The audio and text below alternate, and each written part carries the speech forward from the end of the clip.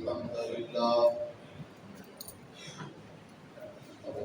لله نحمده ونستعينه ونستغفره ونعوذ بالله من شرور أنفسنا ومن سيئات أعمالنا من يهده الله فلا مضل له ومن يضلله فلا هادي له وأشهد أن لا إله إلا الله وحده لا شريك له وأشهد أن محمدا عبده ورسوله أما بعد فإن خير الحديث كتاب الله وخير الهدي هدي محمد صلى الله عليه وسلم وشر الأمور محدثاتها وكل محدثة بدعة وكل بدعة ضلالة وكل ضلالة في النار.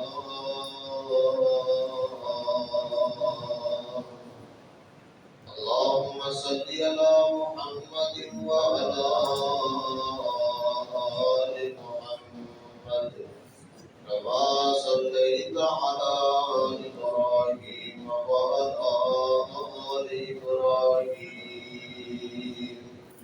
إنك حميد مجيد. اللهم بارك على محمد وعلى آل محمد كما باركت على إبراهيم وعلى آل إبراهيم إنك حميد مجيد.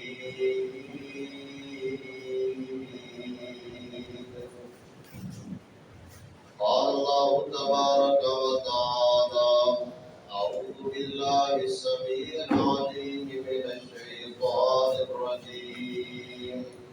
بسم الله الرحمن الرحيم.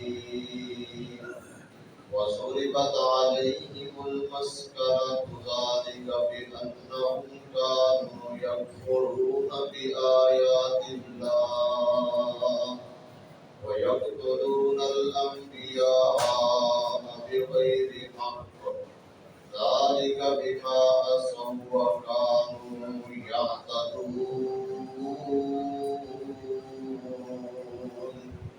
رب اشرح لي صدري ويسر لي أمري واحلل عقدة من لساني يفقهوا قولي. رب زدني علما رب زدني فهما. سبحانك لا علم لنا إلا ما علمتنا إنك أنت العليم الحكيم.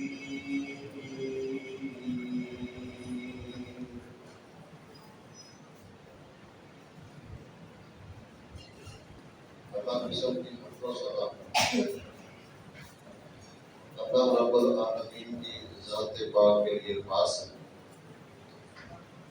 جو اس کائنات کا خالق مالک داتا اور رازق ہے۔ جائز اور مسنون درود و سلام امام الاولین والآخرین خاتم النبیین پیغمبر جناب محمد الرسول اللہ صلی اللہ علیہ وآلہ وسلم کی ذات گرامی پر ذی وقار معزز سامعین و سامعات،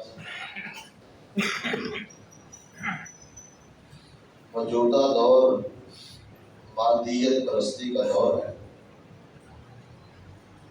ہر انسان اپنی زندگی کے اندر آسائش چاہتا ہے، اپنی زندگی کو خوشگوار گزارنا چاہتا ہے۔ انسان کا مطمع نظر صرف اور صرف اپنی دنیاوی زندگی پر ہے،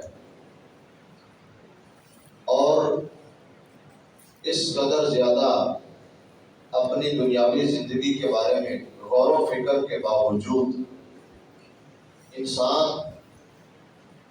کافی سارے معاملات کے اندر پریشان نظر آتا ہے۔ معاشی بحران اس کا شکار ہر بندہ نظر آتا ہے۔ معیشت کے لحاظ سے وہ مضبوط ہے یا کمزور، وہ انسان معاشی بحران کا شکوہ ضرور کرے گا۔ کچھ عرصہ قبل لوگوں کے اندر چند ایسی چیزیں موجود تھیں جن کی بنا پر اللہ تعالیٰ کا دیا ہوا تھوڑا مال بھی ان کے لیے کافی ہوا کرتا تھا۔ ایک شخص اخلاص کے ساتھ حلال روزی کماتا، پورا گھرانہ بڑی خوشحالی کے ساتھ روٹی کھا کر اللہ تعالیٰ کی نعمتیں کھا کر شکر ادا کرتے تھے، اور یقیناً اگر موجودہ دور کے ساتھ لگایا جائے تو اس دور میں آج سے کمائی کئی گنا کم تھی۔ لوگوں کی انکم، لوگوں کی جو آمدنی تھی وہ کم تھی۔ آج آمدنی بھی ٹھیک ہے، اس کے باوجود ہمارا گزارا نہیں ہوتا۔ ایک نہیں، پوری فیملی دن رات ایک کیے ہوئے ہے مال کمانے میں، اپنے روزی روٹی کے فکر میں، اپنی دنیاوی زندگی کو بہتر کرنے میں۔ ہر دوسرا بندہ گھر سے وہ کمائی کر رہا ہے، کاروبار کرتا ہے، محنت مزدوری کرتا ہے، جو بھی اس کا شعبہ ہے وہ اس کے اندر بہت زیادہ محنت کر رہا ہے، اور صرف اپنی دنیاوی زندگی کو سنوارنے کے لیے، اپنی دنیاوی زندگی کی آسائش کے لیے، مال و دولت کے لیے، سہولت اور آسانی کے لیے۔ اس کے باوجود اگر اس انسان سے پوچھا جائے تو وہ شخص شکوہ ہی کرتا نظر آئے گا، اور جتنا مرضی وہ امیر ترین بندہ ہے وہ یہی کہے گا کہ میرا بس گزارا ہو رہا ہے۔ یہ بے برکتی اور معاشی بحران جو ہے یہ آئے دن بڑھتا جا رہا ہے۔ ایک تو ہمارے رزق سے برکت اٹھتی جا رہی ہے، ہماری کمائی سے برکت اٹھ گئی ہے، اور دوسری بات کہ مہنگائی کا جو بے زور طوفان جو ہے وہ آئے دن جو ہے وہ بھی بڑھتا جا رہا ہے۔ ان حالات کے اندر جاننا یہ چاہیے کہ معاشی بحران کیوں آتا ہے، اس کے اسباب کیا ہے، رزق میں بے برکتی کیسے پیدا ہوتی ہے، اس کی کیا وجہ ہے۔ یہ سب باتیں آج کے مختصر خطبہ کے اندر ہم جاننے کی کوشش کریں گے کہ معاشی بحران کی وجہ کیا ہے۔ میں بنا تمہید اپنی بات کو آگے بڑھاتا ہوں۔ وقت کی قلت ہے۔ پہلا سبب جو معیشت کے بحران کا ہے وہ ہے قرآن و سنت سے اعراض کرنا، قرآن و سنت سے منہ موڑ لینا، دوری اختیار کر لینا۔ یہ معیشت کی تباہی کا بہت بڑا ذریعہ اور سبب ہے۔ ہمارے معاشرے میں معاشی بحران، قحط سالی اور مہنگائی کے عذاب کی پہلی اور بنیادی وجہ قرآن و سنت سے دوری ہے، کیونکہ انہی قرآن و سنت یعنی ہمارے عروج اور ہماری ترقی کا جو راز ہے وہ اسی قرآن اور حدیث کے اندر موجود ہے، قرآن و سنت کے اندر موجود ہے۔ اور اگر ایک شخص قرآن و سنت سے منہ موڑ دیتا ہے، اعراض کرتا ہے، دور چلا جاتا ہے، تو ایٹومیٹک اس بندے کی معیشت تباہ ہو جاتی ہے، دور ختم ہو جاتی ہے۔ میں کفار کی بات نہیں کر رہا، میں ان مسلمانوں کی بات کر رہا ہوں جو کلمہ پڑھنے والے ہیں، جو مسلمان ہیں، جو اپنے آپ کو رسول اللہ صلی اللہ علیہ وسلم کا امتی وہ ماننے والے ہیں اور وہ دن رات اسلام کی بات بھی کرتے ہیں، مسلمان ہونے کا دعویٰ بھی کرتے ہیں، اس کے باوجود وہ محروم ہیں۔ وجہ کیا؟ اللہ رب العالمین نے قرآن مجید کے اندر فرمایا ہے وَمَنْ أَعْرَضَ عَنْ ذِكْرِي فَإِنَّ لَهُ مَعِيشَةً ضَنكًا وَنَحْشُرُهُ يَوْمَ الْقِيَامَةِ أَعْمَى۔ اللہ فرماتے ہیں جو بندہ ہمارے ذکر سے مراد قرآن اور حدیث دونوں ہیں، جو بندہ قرآن و سنت سے شریعت سے اعراض کرتا ہے، منہ موڑ لیتا ہے، دوری اختیار کر لیتا ہے، اس بندے کی معیشت کو ہم تنگ کر دیتے ہیں۔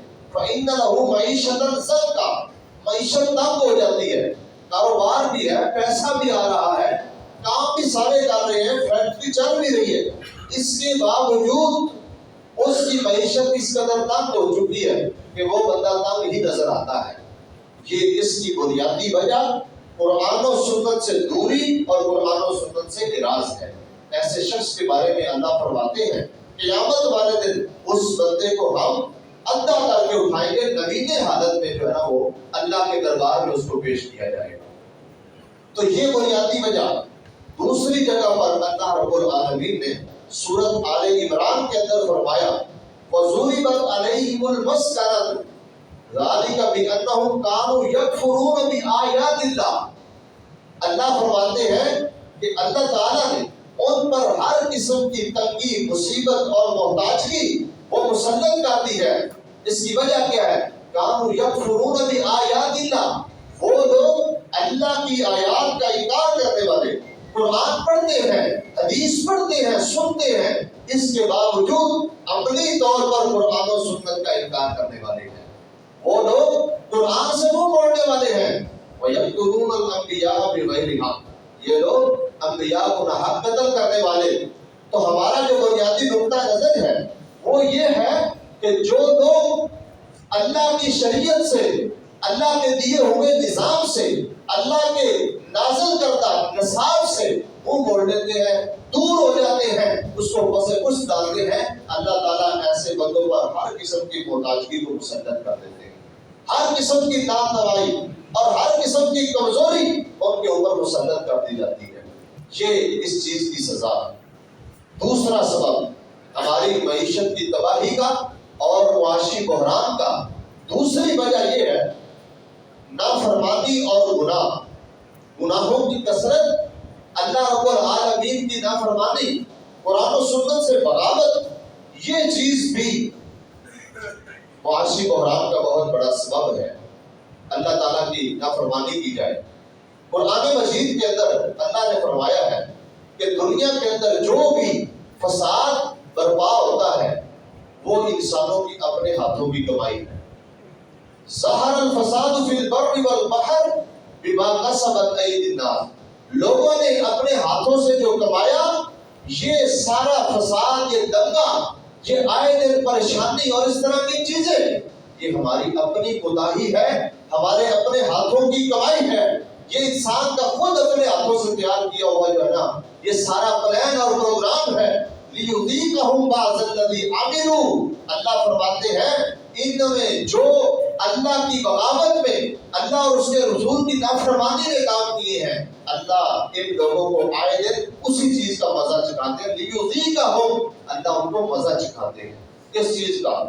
لَعَلَّهُمْ يَرْجِعُونَ، تاکہ لوگ اللہ رب العالمین کی طرف لوٹ آئیں، رجوع کر لیں، اپنی اصلاح کر لیں، قرآن و سنت کی طرف عود کر آئیں۔ وہ لوگ جو اللہ کی نافرمانی کرتے ہیں وہ اللہ کی نافرمانی سے بچ جائیں۔ تو اس آیت کے اندر فساد سے مراد اللہ رب العالمین کی معصیت، اور اگر ہم دیکھیں تو ہمارے گناہ زیادہ ہیں، لیکن اس کے باوجود اس کے مقابلے میں ہمارے اوپر آنے والے جو عذاب، ہمارے اوپر مسلط ہونے والے جو پریشانیاں ہیں وہ اس قدر کم ہیں۔ اگر اللہ رب العالمین کی ذات ہماری بدعمالیوں کے مطابق ہمیں واقعتاً اس کے مطابق سزا دے تو یقیناً کوئی شخص بھی اس کائنات کے اندر زندہ نہ رہے۔ اللہ نے قرآن مجید کے اندر فرمایا وَلَوْ يُؤَاخِذُ اللَّهُ النَّاسَ بِمَا كَسَبُوا، اگر اللہ تعالیٰ لوگوں کے اعمال کے مطابق، ان کی کارستانیوں کے مطابق ان کا مواخذہ کرنا شروع کر دے ما ترک علی ظہرہا من دابہ، اللہ فرماتے ہیں اس زمین کی پشت پر کوئی چلنے والا، کوئی چھپایا اور کوئی جاندار زندہ نہ رہے۔ اگر اللہ تعالیٰ ہماری بدعمالیوں کے مطابق معاوضہ شروع کر دے، یہ تو اللہ تعالیٰ کی رحمت ہے کہ اللہ تعالیٰ ہماری نافرمانیوں کے بغیر ہمارا معاوضہ نہیں کرتے، بلکہ انسان کو مہلت دیتے ہیں، انسان کو ڈھیل دیتے ہیں، صرف اس لیے کہ انسان اللہ رب العالمین کی طرف آ جائے، اللہ تعالیٰ کی طرف رجوع کر لے، نافرمانیوں سے باز آ جائے، گناہوں سے معافی مانگ لے۔ اللہ تعالیٰ کی جو نافرمانی ہے وہ انسان کی عمر اور رزق سے برکت کو ختم کر دیتی ہے۔ جو شخص اللہ کی نافرمانی کرتا ہے، اللہ تعالیٰ اس بندے کی زندگی سے اور اس بندے کے رزق سے جو برکت ہے اس کو ختم کر دیتے ہیں۔ سنن ابن ماجہ کی روایت ہے، ثوبان رضی اللہ عنہ فرماتے ہیں نبی علیہ السلام نے فرمایا لا یزید فی العمر الا البر، انسان کی عمر میں نیکی اضافہ کر دیتی ہے۔ نیکی کرنا، کسی کی خیر خواہی کرنا، نیک کام کرنا، یہ انسان کی زندگی میں برکت کا سبب ہے۔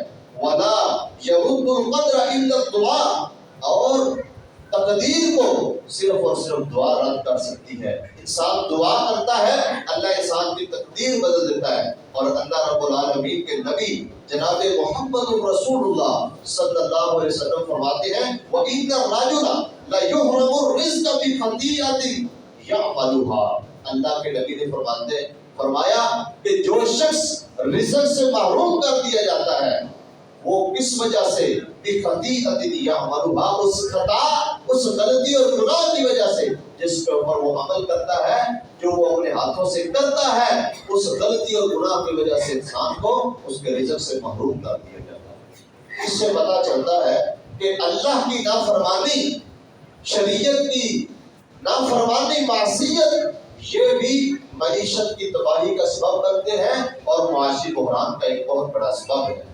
تیسرا سبب جو ہے وہ ہے اللہ تعالیٰ کی ناشکری کرنا۔ جو قوم، جو لوگ اللہ کی ناشکری کرتے ہیں، شکر ادا نہیں کرتے، اللہ تعالیٰ کی ناشکری اور اللہ کی نعمتوں کی ناقدری کرتے ہیں، اللہ کی نعمتوں کی قدر نہیں کرتے، ایسے لوگوں کے معاشرے میں، ایسی مملکت کے اندر، ایسے ملک اور علاقے کے اندر معاشی بحران آ جاتا ہے، وہ پریشانیوں کے اندر جو ہے نا وہ مبتلا ہو جاتے ہیں۔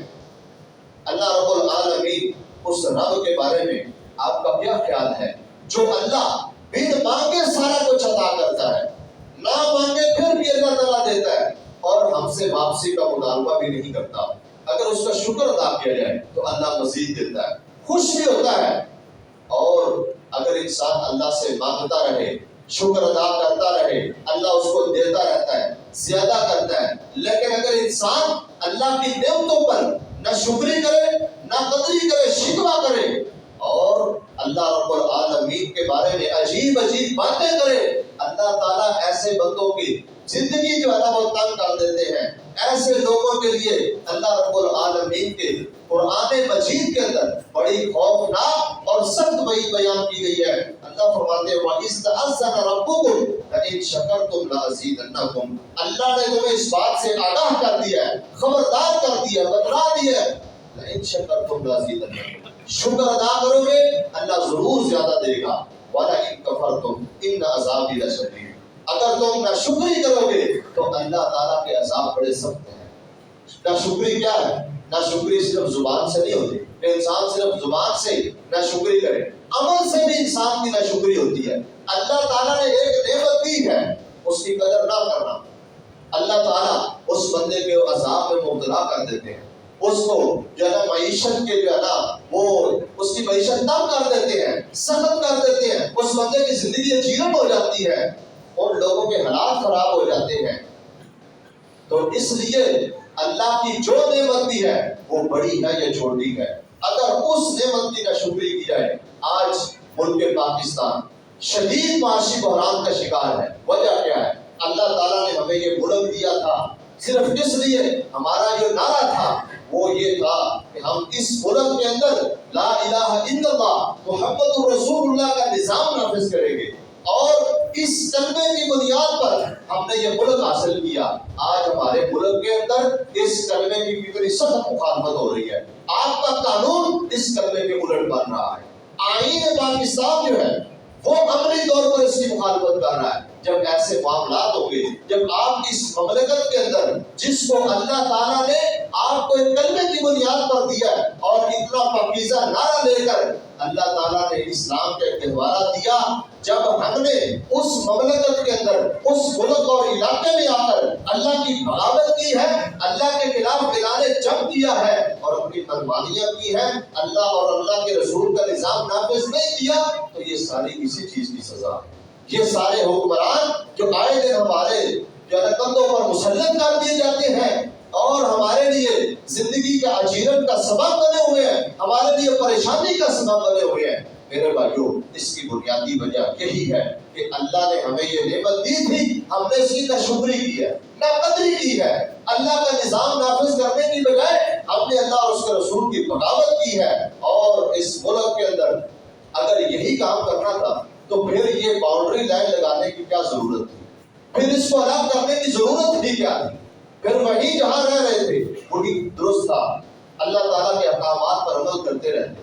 تو یہ بہت بڑا جرم ہے کہ اسلام کا نام لے کر اسلام کو دھوکہ دیا جائے.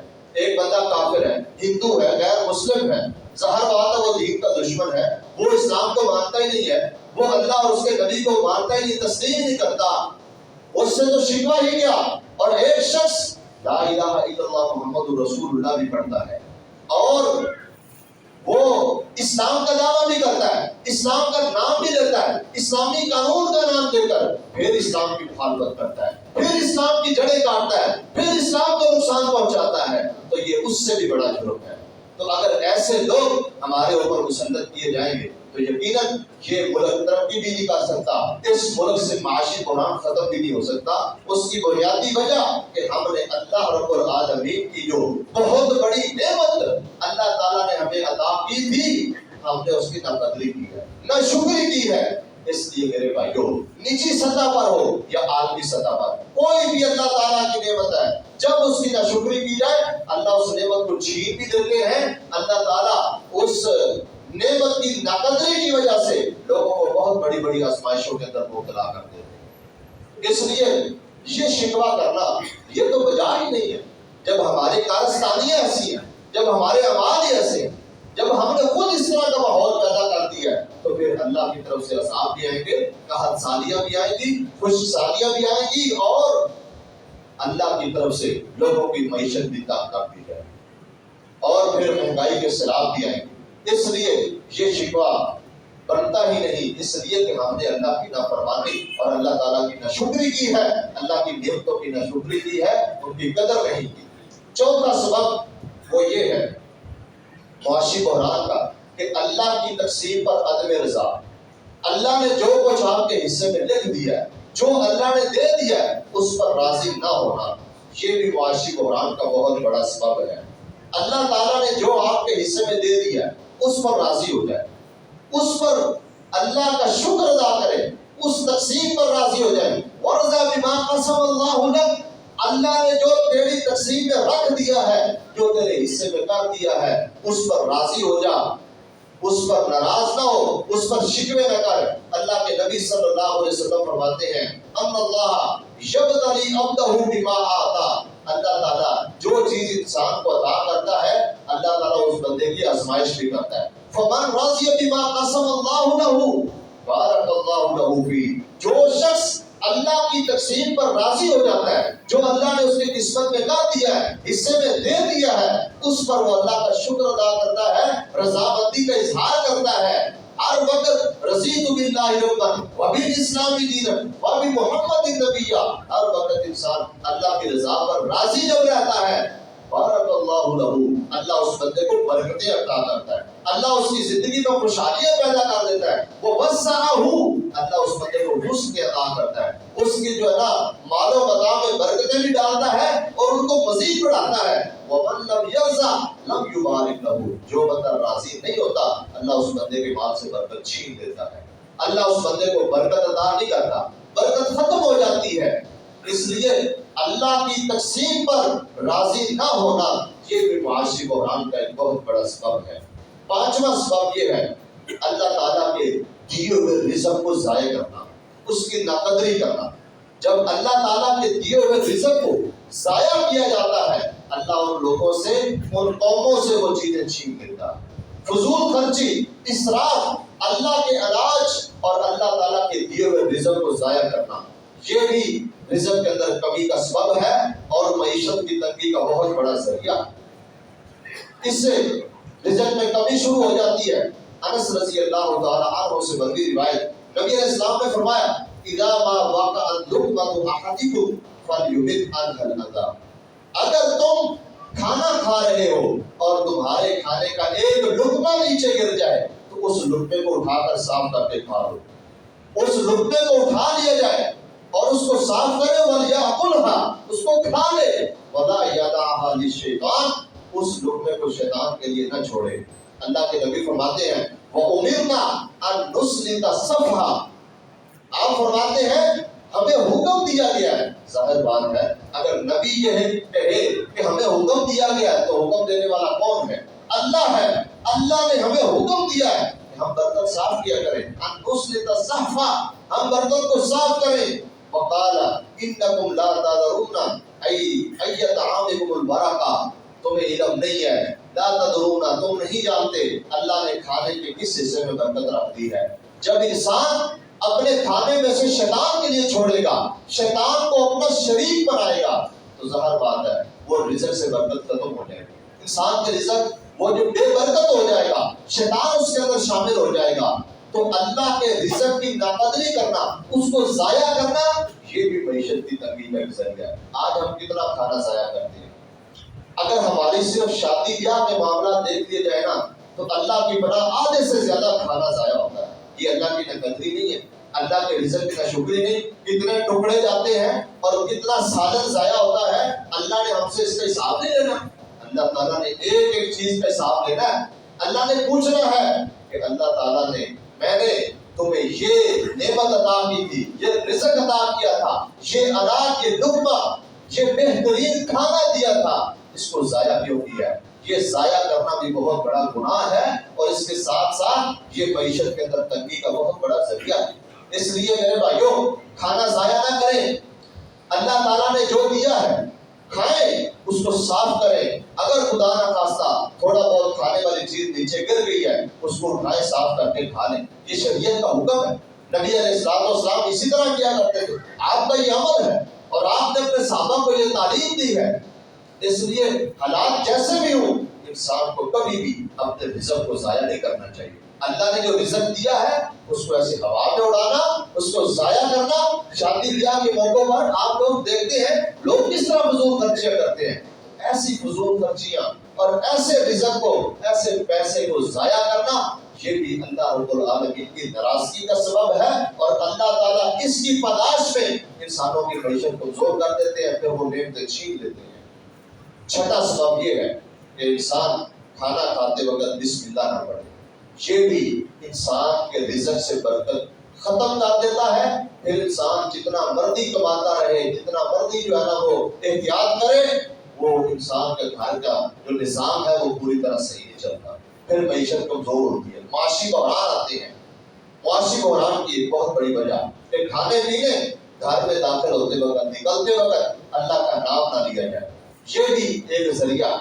نبی صلی اللہ علیہ وسلم کی بالکل صحیح روایت، آپ نے فرمایا اذا دخل الرجل بيته فذكر الله عند دخوله وعند طعامه قال الشيطان لا مبيت لكم ولا عشاء۔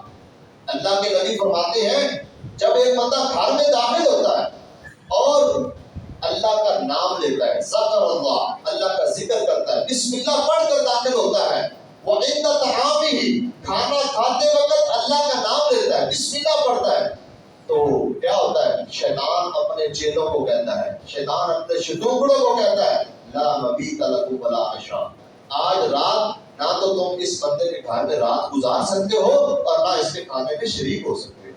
کیوں؟ اس نے اللہ کا نام لے کر ایک بند باندھ دیا ہے، اب تم اس گھر میں داخل نہیں ہو سکتے۔ اور اس نے کھانا کھاتے وقت بسم اللہ پڑھ لی ہے، اللہ کا نام لے لیا ہے، اس لیے تم اس بندے کے کھانے میں شریک نہیں ہو سکتے۔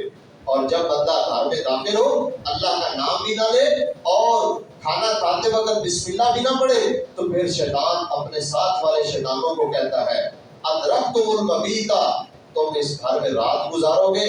اس بندے نے اللہ کا نام لے لیا، اور جب بندہ کھانے کے وقت اللہ کا نام نہیں لیتا، بسم اللہ نہیں پڑھتا، تو وہ کہتا ہے ادرکتم المبیت والعشاء، تم رات بھی اس گھر میں گزارو گے اور ان کے کھانے کے اندر شریک بھی ہو۔ تو جب شیطان ہمارے کھانے کے اندر شریک ہو جائے گا، ہمارے گھر میں ڈیرے ڈال دے گا، تو پھر برکتیں کہاں سے آئیں گی؟ پھر وہ مال پورا کیسے ہوگا؟ پھر وہ کھانا کیسے پورا ہوگا؟ پھر ہمارا پیٹ کیسے بھرے گا؟ پھر ہمارا پیٹ بیماریوں سے محفوظ کیسے رہے گا؟ شریعت کے ایک ایک حکم کے اندر بڑی بڑی حکمتیں ہیں۔ اللہ کے نبی صلی اللہ علیہ وسلم نے یہ جو نسخے بتائے ہیں، یہ انسان کی حفاظت کے لیے ہیں، ہم اس کو معمولی سمجھتے ہیں۔ اس لیے گھر داخل ہوتے وقت، گھر سے نکلتے وقت، کھانا کھاتے وقت، دیگر کئی کام کرتے وقت دعاؤں کا اہتمام کیا کریں، اللہ کا نام لیا کریں، بسم اللہ پڑھا کریں۔ اس کے بڑے فوائد ہیں، اور اگر ہم اپنی عملی زندگی کے اندر ان دعاؤں کو لاگو کر لیں تو پھر اللہ کی طرف سے وہ برکتیں دیکھیں کہ اللہ تعالیٰ کس طرح برکات نازل کرتا ہے۔ تو جس گھر میں کھانا ضائع کرنے والے اور اس طرح جو ہے نا وہ چیزوں کو خراب کرنے والے ہو، تو چاہے جتنی مرضی آپ کی کمائی ہے، جتنی مرضی انکم ہے، جتنا مرضی آپ کما کر گھر لے آئیں، اگر آپ کے گھر کا ماحول خراب ہے تو کبھی بھی آپ ترقی بھی نہیں کر سکتے، نہ آپ کے گھر میں کبھی جو ہے نا وہ صحیح طریقے سے راشن پورا ہو سکتا ہے۔ تو اس لحاظ سے میں اپنی ماؤں اور بہنوں سے بھی گزارش کروں گا کہ اپنے گھروں کے اندر ایک دینی اور اسلامی ماحول پیدا کریں۔ کھانا کھاتے وقت اپنے بچوں کو اس بات کی یاد دہانی کروائیں، خود بھی اس کا اہتمام کریں، گھر سے نکلتے اور گھر میں داخل ہوتے وقت، اور اسی طرح دیگر کئی کام جو ہے زندگی کا، اللہ کے نبی نے تو ہر کام کرنے کا طریقہ بدلا دیا، ہر کام کے شروع میں دعا بدلا دی ہے۔ اس کام کی یہ دعا ہے، کھانا کھانے سے پہلے یہ دعا پڑھنی ہے، کھانا کھانے کے بعد یہ دعا پڑھنی ہے، اس کے یہ احکام ہے۔ انسان اپنا پیٹ بھی بھرتا ہے نا، اس کے احکام بھی اللہ کے نبی نے بھی بتائے ہیں، تاکہ یہ کھانا کھانا بھی عبادت بن جائے۔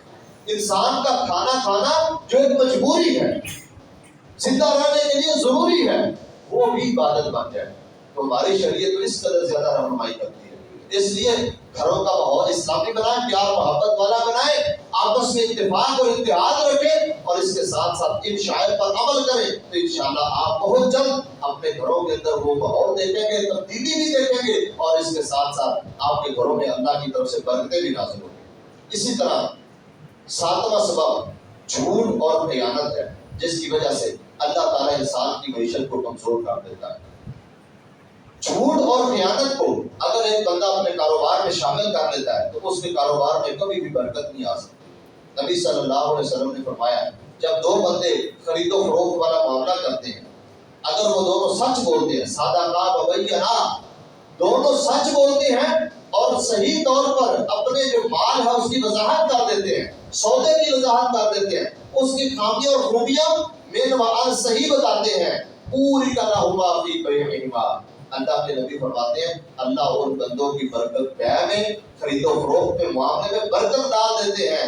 وَإِن كَتَمَا وَكَذَبَا مُحِقَتْ بَرَكَتُهُ، اگر وہ دونوں اس کی خامی، اس کی کمزوری یا کوتاہی یا اس کا نقص اور عیب وہ چھپاتے ہیں، وَكَذَبَا جھوٹ بول کر اپنا سودا بیچتے ہیں، اللہ کی طرف سے اس بندے کی بیع میں برکت ختم کر دی، محقت ختم کر دی جاتی ہے، بیع کے اندر جو برکت ہوتی ہے وہ مٹ جاتی ہے۔